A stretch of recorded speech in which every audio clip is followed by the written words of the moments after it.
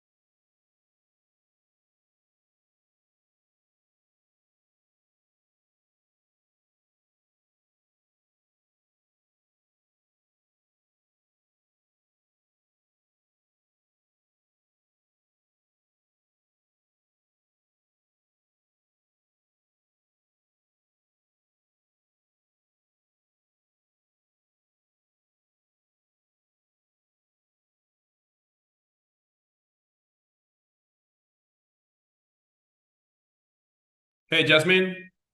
Hey Armando, how are you? Good, you? Yeah, good. How's it going? Well, all good. Jared is having an event, so he muted himself and he's recording it. Okay, perfect. How's your throat? Are you feeling better? Yeah, finally. And so all good. I saw what you wrote, like this week is fire, and I can't wait for you to enlighten me because I don't see this. I You didn't went see through it? all the pairs. No, I went through all the pairs and I was like, I don't see how this is fire. Well, some traits are a little bit degenerate, but I mean they're like all like in our favor. Like I have some pairs that I have to wait for like a daily confirmation for a Yeah. break of the area of interest, like a retest or something like that. But Uh-huh. yeah, I have 2, 4, 6, 8, 12, 13 pairs that I'm interested in. No way. Okay. Well, we need to start because I really want to hear this. How was your week, by the way? It was good. It was good. I took 7 trades. Yeah, I saw. I won 3, lost 2. That's Those, very good. yeah, and 2 I'm still holding. I'm a little bit nervous about what's gonna happen tonight Yeah. Yeah. because of the war with Iran, and Mhm. I'm 2 of the pairs that I'm holding are with USD. So Mhm. we'll see what happens. Okay. All right. Do you want to start? Yeah, I'm just asking if anyone else is gonna join. Oh, yeah.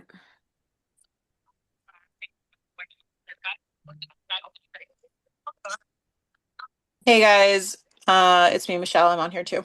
Oh, hey Michelle. Hi, Michelle. It's so good to hear you. I only saw iPhone, so I didn't know it was you. Sorry. Yeah, me too. It's okay. Okay, perfect. So let me share my screen. Okay. You guys can see my screen? Yep. Perfect. Okay, so first off, the pairs that I'm holding over the weekend are USD CAD and Euro USD. Both trades I took them on rejection of, well, this one from this area of interest, rejecting that I think it's, wait, okay, there it is. Yeah, so I'm just, Oh, I think Jared. Oh, wait. I think, hey, Jared, if you can hear us, can you mute yourself if you're. there. Thank you Oops, so much. sorry. I didn't even know you got unmuted. Sorry. No, No, no. yeah, so these 2 I'm holding. I see a lot of potential on Euro USD as it's rejecting this area of interest and it just goes above this other area of interest. So hopefully it just keeps going to my take profit. Mm-hmm. And USD CAD, I I saw this rejection that is not actually like a rejection of area of interest because it's rejecting this point instead of like the actual area of interest, but it went to my favor. So um, I'm just gonna hold these 2 over the weekend. The pairs Okay. that I'm interested in next week are all of these on the right, all the blue. Yeah. First off, Euro. I know Euro UAD, AUD, and GBP AUD look like a falling knife.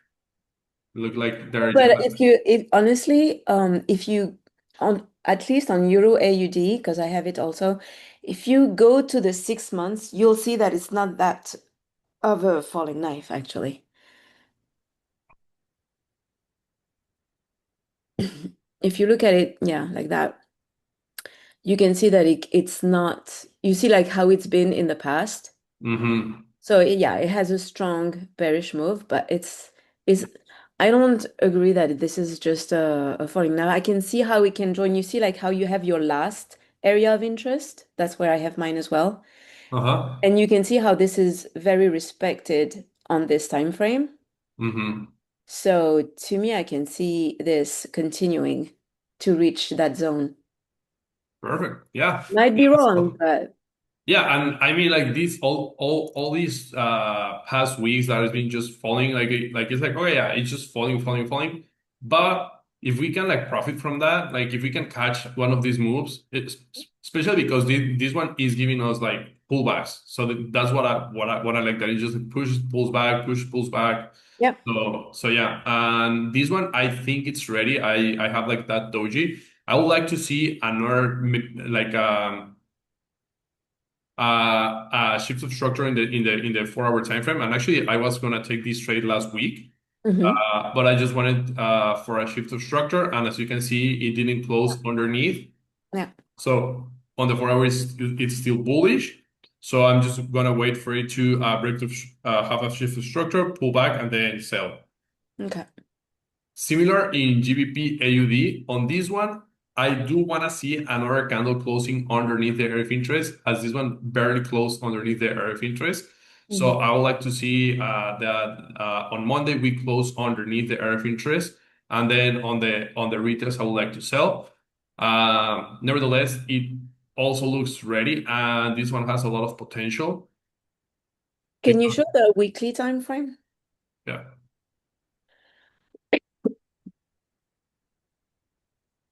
So we could use this as a Right. resistance, Yeah. but we are like we just close underneath the area of interest.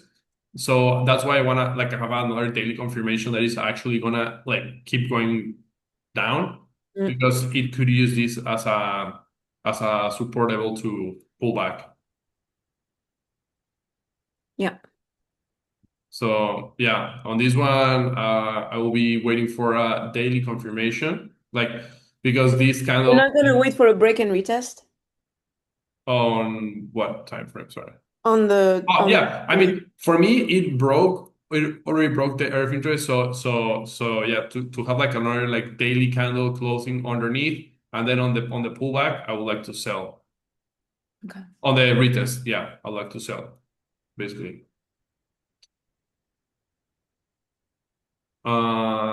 CAD CHF. This one is on the lowest we've been, Mm. right? Yeah. But this one created a daily area of interest with like Mm. these 1, 2 touches, and like we could like consider like this another touch, and like basically like this another touch. Like it's not very clear, but it gave us like this structure where we could sell. What I like about this one is that the lower high is this one and the lower low is this one, right? So Yeah. we are bearish. But even if we don't consider this like this move, like if we zoom in and we will only consider like this move, we Hmm. turn bearish on this candle. Because like let's say, okay, we went bullish, like not considering like this previous move, and then we're like we're going down, and on this candle close, we close underneath like this one. So we are like on a bearish tendency. Hmm. So I would like to see just like a pullback to then sell on this one. This one scares me a little bit because CHF is a very strong currency, especially in times of war. Mm-hmm. Um, and CAD too, actually. So I don't know. Let's see what happens. Yeah, these two on the one side, CAD could get strong because of oil, because probably oil prices are gonna go up, and Canada is an exporter of oil. It's a very strong country on oil. So the Canadian pairs could get stronger, but also CHF gets super strong with gold.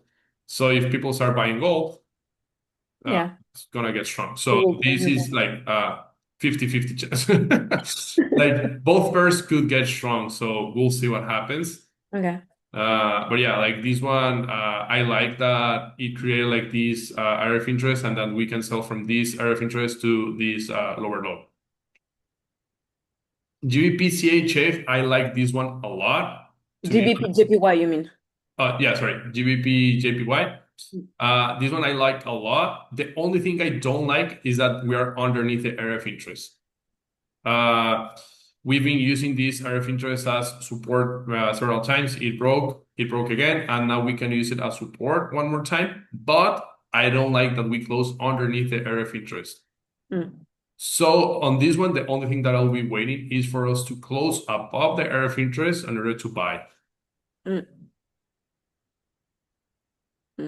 Yeah. Euro GBP.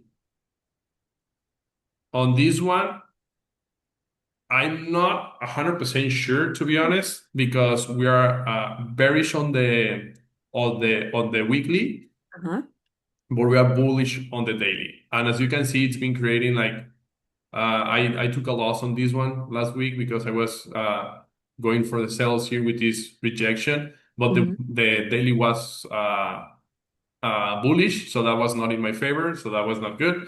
But I like that it's just creating like higher highs on the daily 4 hour. I like that it's just gonna like it broke the area of interest, turn bullish, so it might just come back, reject the area of interest one more time on the 4 hour to keep going up. What I don't like is that the weekly is bearish, even though it looks like it's it could turn bullish on the next week.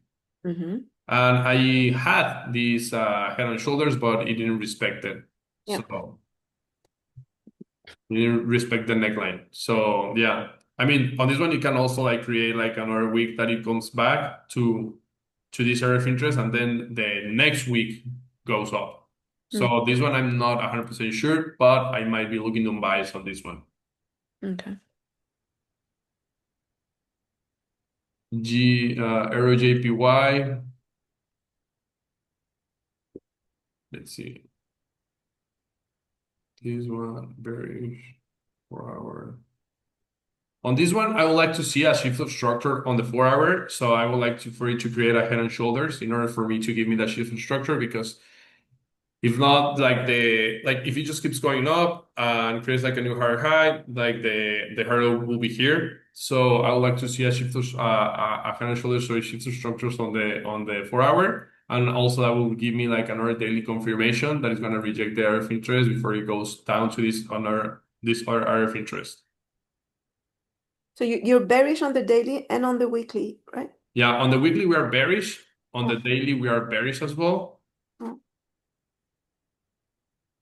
And on the 4 hour we are bullish. So I would like to turn to have like the 4 hour bearish as well. To make sure it's gonna reject this area of interest and to go down to this other area of interest. Can I see your area of interest on the daily time frame? Okay. Yeah. Got it.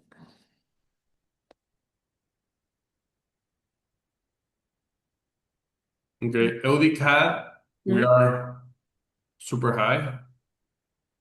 We are, I think, on a weekly area of interest.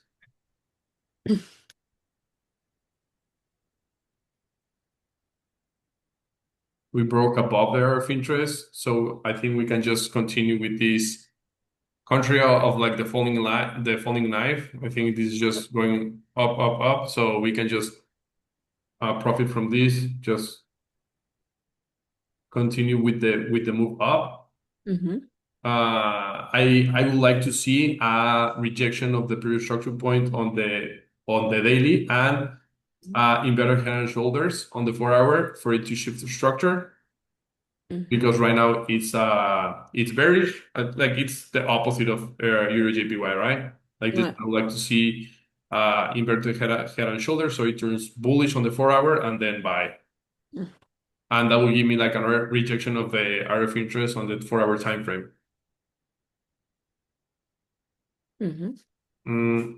Euro CHF, this one is on the lowest it's ever been. But what I like about this one is that it just created like this RF interest with these 1, 2, 3 touches. So it's pretty recent, like this RF interest, but I see that it used like as a support three Okay. times, and then we just broke underneath like super sharply. Euro CHF. So I will be waiting for it to pull back, reject the RF interest to then sell. That's ballsy. Well, what can I say? I'm just like, if I see this, it's like, okay, if it's just going down, I might just like catch the move. And yeah, it might like retrace at any point. But on the meantime, if it just keeps going down for like 2, 3, 4 weeks, I might just profit from those 2, 3, 4 weeks, right? Especially if it's creating like daily areas of interest where I can like sell from. Yeah. Like what I don't like is for example USD CHF or where is it at? That for me is not creating like actual areas of interest. Like it just went down, but then it's just like making like noise. But I don't see like a clear area of interest like in Euro CHF that it actually created like this very specific resistance. Yeah. GBP CAD on this one, maybe not for this week, maybe for the next one, but we'll see because it can just make like a sharp move. But if it breaks this area of interest, I would like to sell. See on the 4 hour. On the 4 hour, it used it as a support, so that's why I'm not gonna sell like on this point. I would like to wait for it to break and then sell. On the daily, I could sell from this point to this other point, but it would more like a scalp kind of thing. You know, something like short term, something like this. But I don't think it will be like more risk to just catch the move here because I will not give it like a lot of breathing room and it can weak me out. So I would prefer for it to break this area of interest before it continues going down. Yeah. And on the weekly, from this point, we have like all the way down here. So there's a lot of potential on this one. GBP NCD, on this one, I already catch the move twice. This one's terrible. It will be pretty greedy trying to catch the move again. But if it happens, I will be happy. I can see it happen, especially if you look at the higher time frames, like monthly or 3 months, etc. I can see it happening.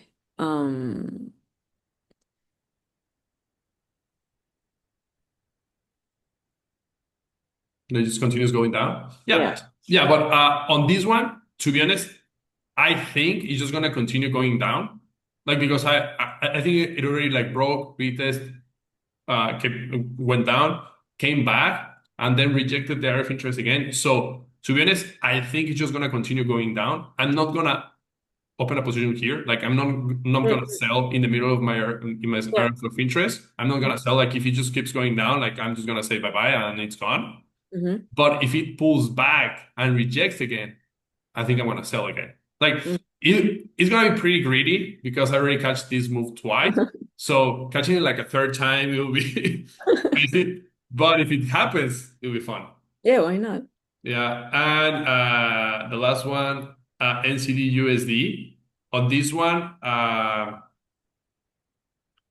see that the weekly created like a very nice pullback, rejection of this area of interest, and then push up. So yeah, I like how it like came back to this area of interest, weekly area of interest, and it rejected.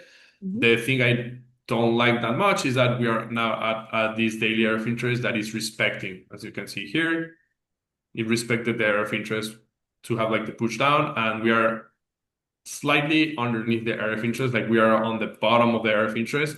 So on this one, I would like to see if it's gonna break the area of interest and then retest and then buy. Okay. And here, this is what, 4 hour? Okay. Yeah. Yeah.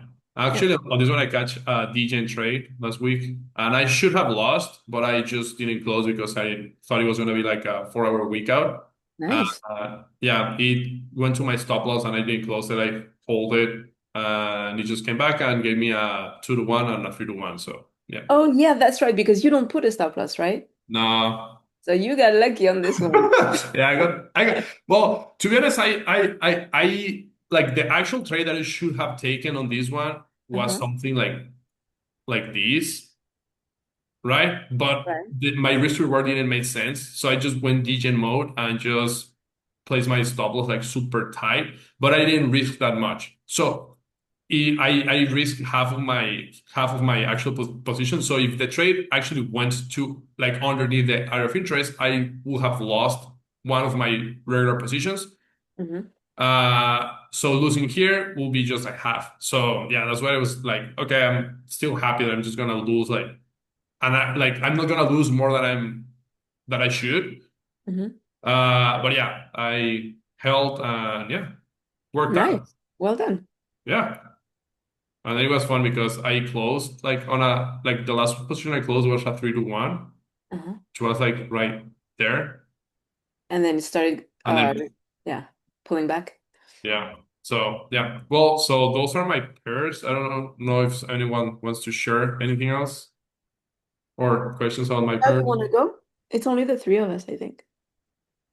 Jared is on at an event. Yeah. Michelle, do you want to share something?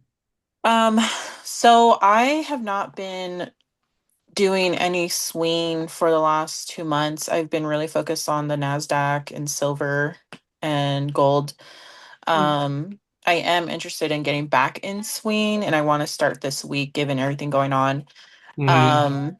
I know you had some questions about what I've been doing, and I can definitely answer those. It's really everything I do is very related to what we have learned. I've just dive deeper into learning more strategies for just the day trading type of stuff. No, I see. Okay. And how have you been doing? I've been doing good. I did get one payout. It was January, the end of January, I got a payout finally. Nice. Congrats. Thanks. Yeah, it was really it's like finally I got one, but I am working towards getting, payouts for this month as well. Everything that I'm looking at right now, I did not trade. So I was big on silver all of January. January was amazing. It just kept trending upward. I was going with the trend, and then it just plummeted. And since silver had plummeted, it's been consolidating. So for me, it's looking like gold and silver are going to come out of this finally. So I haven't been trading it at all for February. I've been waiting. Mm. And I'm waiting for it to come back to an area to get out of this bearish trend, which is look like it's gonna happen pretty soon. And then I'm gonna start looking for buys again. So I want to see what happens this week. And then for NASDAQ, NASDAQ has been just in a range on the weekly. So what I do on my day trading is I'm looking at the higher time frames like we were taught. So I look at the weekly. I have a supply and demand zones that the weekly is just bouncing within. And then I look at the daily, it's also within that range. So at that point, I'm just catching like those daily moves, whether it's gonna come down or up. Mostly for the day, I'm looking at the 4 hour. So you basically trading every almost every day, but then your trade, you open your position and end it the same day. Yeah, since NASDAQ, you can make more money in a shorter period. Mm-hmm. It's somewhat easier um to just kind of be in a trade for 5 minutes and make like $1,000, you know.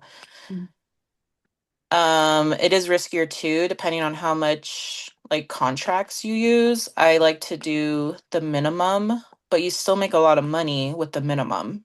That's great. Um, yeah, and I go off of, I guess you could call them areas of interest. So wherever on the 4 hour zone, I look for like those like areas where it's rejecting or going upward, and I mark those zones. And given what it's doing when the market opens, like if it's going to go back to that zone or go through it and break and retest, that's when I go to lower time frames. And it's on the lower time frames where I determine, okay, off that 4 hour zone, is it rejecting, breaking through, retesting? Is it going to go to a supply where it's been rejecting up there, one of the higher supply zones or demand zones?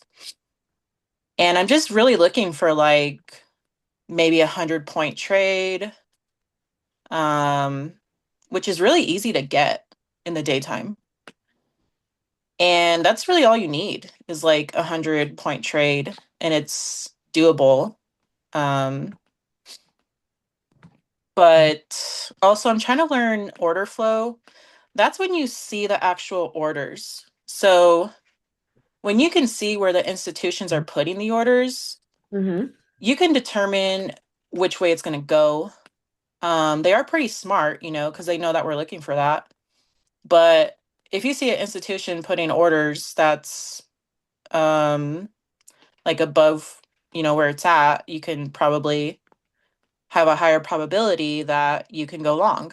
So that's something I'm trying to learn right now. Just because we try to determine like these area of interest, but it's good to know what is happening on the back end. Yeah, I agree. I agree. It's Um, just like at some, I mean, it depends on, like, do you do this full time? yeah, Okay. yeah. Yeah. So I do trade New York Open. I don't trade within the first 15 minutes because the data is um kind of just printing, it's you can't really determine what it's going to do.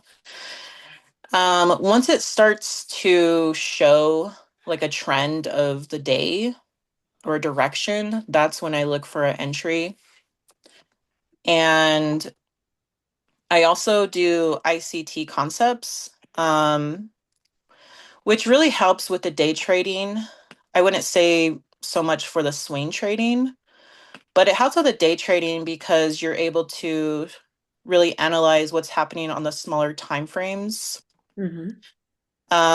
So ICT concepts is just kind of looking for like fair value gaps, and typically I'm looking for those on like the 4 hour, the 1 hour, because price tends to either come back to that area because there was like a exceeding amount of orders, so it wants to come back and collect liquidity, or it blows, so it'll either reject and continue down. Like if it was a bearish fair value gap, it's going to come back and maybe reject and continue to go downward, or it's going to blow through it, break and retest, and continue upward. So those are like kind of my strategies right there. It's kind of simple. Mm-hmm. It's just going off of the trend, which is, the higher time frame, Mm. and then understanding where liquidity is because price tends to go back to there. And then if there's fair value gaps, um, watching if price comes back and rejects, or if price breaks through, retests, and goes the opposite way. So I am still learning more ways to identify what price is doing. But yeah, that's kind of in a nutshell what I'm doing. And then I'm also going to learn order flow to help me see where the institutions are putting their orders, just to give it more probability of where price is going. Right. And out of curiosity, you're on a prop firm, right? You passed the evaluation and all of Yeah. And why since you're full time, do you also have a personal account that you're growing? No. So it is my goal to get to that point. What I've learned is it's easier to buy a prop firm than put out your own money and lose all your money because um prop firms are like less than $100 for an account. Mm-hmm. And, if you pass it and then you do what you have to do to get a payout, I mean, you could turn that $100 into like, I don't know, over 1,000, whatever you get. But when you put in like, 500, $1,000 into a live account and then, you blow it, it hurts more. Yeah, no, for sure. But you didn't like, for example, what I'm doing is I'm using very small account, but it's personal. Mhm, I'm not looking right now so I'm not full time like you are. I am trying to get the correct habits, the correct mindset, the learn how to trade basically. mhm, Um, and I'm really using like very small amounts. If it grows, that's awesome. mhm, But when I lose, I don't lose everything. So I haven't, so far, I've blown only one account, mhm, but I really didn't care because I'm really using it as a learning curve. And like, I'm not really hoping to turn this into a paycheck right now. mhm, But what scares me into the prop firms is all these evaluations, all the steps, all the requirements. It looks so restrictive mhm. that I'm not sure like if it's I don't know. I feel like I would be spending months before I would be able to pass those two phases. I feel like with Swain, it's a lot harder. So like Mm. with the NQ silver, I pass evals in like 2 days. Really? Yeah. Um, because a lot of them are like you have to make 1,500 in like 2 days to pass it. And I could Hmm. do that very easy with the NQ and silver. Um, and that's what, and I've done this for six, like, no, I want to say 4 months now. And I've passed a lot of evals and I've blown a lot of accounts. It's a lot, what I've learned is that you have to lose in order to win. And the more and more you start to get like comfortable with like seeing the higher numbers, you have to also understand that there's, the probability of losing, which I'm okay with as well. Mm. And with that, um, I've I think that with day trading, yeah, it is a lot easier to pass these with I want to do Swain like with a live account because I feel like if I did a prop firm with the Swain, it would take me forever. It Yeah. really would. Because I Mhm. want to do smaller wins with the Swain. And that takes longer because you are waiting, for that to kind of build up. Yeah. Versus if I go in a day trade, I can really go in and risk a lot if, depending how confident I am with the trade that can move Hmm. so many points within, 5, 10 minutes. Um, I mean, the most I made was like $8,000 off of In silver when it was trending. yeah, in one day. I made 8,000 in a week. That is fantastic. Wow, that's so good. And then it plummeted, and I it's been raging all of February. Mm. But it seems like it's about to break out. And if it does break out, I'm gonna go back in and buy again. But because the numbers for gold and silver, they're going up right now. Well, Um, and with the war, you have a better chance of it happening this week, even yeah. more so. Yeah, I did better in silver than the NASDAQ because silver, oh my God, it's just been trending for the last 3 years. Um, the NASDAQ has been in a range since like November. So it's kind of just like it's never broken out. So it's just like catching those Mm. supply and demand moves. Mm. But silver, if it really does start to trend again, I would be very hopeful to get back into that to make money. And then I also want to get back into the swing. So I'm going to look at Armando's pairs and I want to do my own analysis on those Mm. for the week. But yeah, lots of money opportunities in the market, I think, whatever you do. So That's awesome. Thank you for sharing. yeah, of course. Yeah, like I also see a lot of like market opportunities and yeah, like I mean I've been doing Sunday swings. Well, sorry, Sunday swings. I've been doing swing trading with Forex and it's been doing okay. Like I'm profitable so far. I cannot say profitable because I've just made a little money, but I haven't been losing much. I haven't been blowing accounts. And like on the checklist, I'm actually in profit, so that's good. But some weeks are like super slow, or sometimes it's like there is not much to trade. So to be honest, if I'm gonna do this full time, it's like okay, I cannot be like with like Alex, like oh, I'm just gonna take one trade in a month and I'm gonna make like all my monthly expenses in 1 week. So that's what I'm like also looking to something else besides like of swinging. And when we went to Dallas, there was this guy in Alex's team called Mauricio Ceballos. He's actually from Mexico, where I'm from as well. And he does NASDAQ. He's more like a scalper day trader. And he talked a lot about like psychology. He actually gave the psychology section in the G Club. Mm-hmm. And he does live trading. He has his own community in school, and it's pretty nice because he literally just goes online, like shares his screen, and he's just like live trading. So I'm just been following him. Those are like these trades I've been doing. But these past 2 weeks that I've been following him, he hasn't been profitable. So I'm like following him, or like, well, when he says buy, I buy. When he says sell, I sell. But I want to like understand, why is he buying? Why is he selling? Like, what's the logic behind that? Yeah.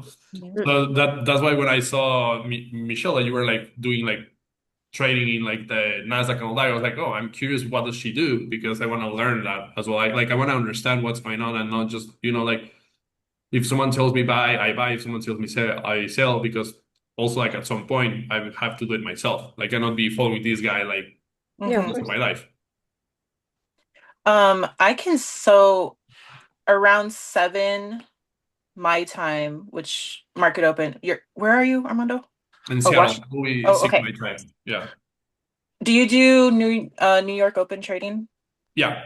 Okay. So every day I like to mark up my 4-hour zones and then just kind of get an idea like a where price might bounce off and go to. So I can send you that just so you can see. I'll send you like a screenshot of my chart Mhm. so you could see what's going on. So with that, when like Would people tell you to buy, uh-huh. um I would definitely I would be very cautious. So what I've learned is, how many are you doing micros? Yeah. Okay. How many micros do you go in usually? Oh, 2 or 3 macros. Okay. Okay, good. And then have you learned how to scale into it? What do you mean scale into it? So if I'm not sure about a trade, I might start with 1 micro. And then if it is definitely going to like a take profit zone that I have marked up, Mhm. I will add, Oh, I okay, will, yeah. yeah, sometimes I'll add up to like 10 micros if I'm very Wow. confident. Wow. Yeah, if I'm very confident that this is going in my favor, I will add that. And then I always, once it gets away from my, like where I entered, there's I want to say so many points away from where I entered that I'm gonna break even like immediately. So if it does not go in my favor, Mm-hmm. If it comes back to where I entered, it's not a loss for me. Mm-hmm. And it's just like a relief because I hate being in the red. I really do. Oh yeah. Yeah, it's so frustrating.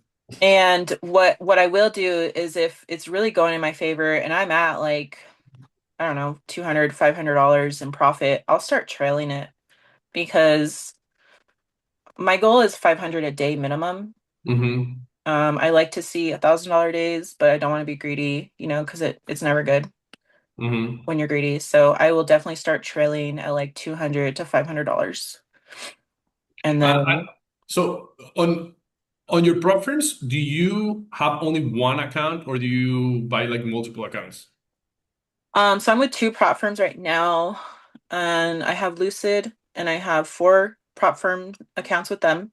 Uh-huh. And then I have Top Step and I have two with them. Okay. So you have multiple accounts. Yeah. Yeah. Yeah, because And these guys showed us a way to like, do you use like TradeSyncer?